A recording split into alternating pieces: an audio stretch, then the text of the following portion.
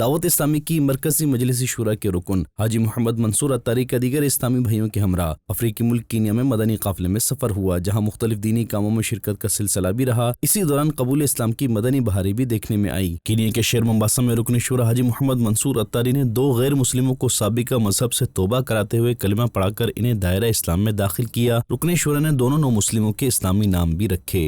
دعوت اسلامی نے دنیا بھر میں دھوم مچائی ہے، سارے جہاں میں عشق محمد کی خوشبو پھیلائی ہے۔ رکن شورا حاجی محمد منصور اتاری کی دیگر ذمہ داران کے ہمراہ مومباسا اور نیروبی میں عاشقان رسول کے گھروں پر مختلف شعبۂ زندگی سے تعلق رکھنے والے افراد و عاشقان رسول سے ملاقات کا سلسلے بھی ہوئے۔ ان مواقع پر دعوت اسلامی کے دینی کاموں کے حوالے سے گفتگو کا سلسلہ رہا، جبکہ رکن شورا نے مکتبۃ المدینہ سے شائع شدہ کتابیں بھی تحفتاً پیش کیں۔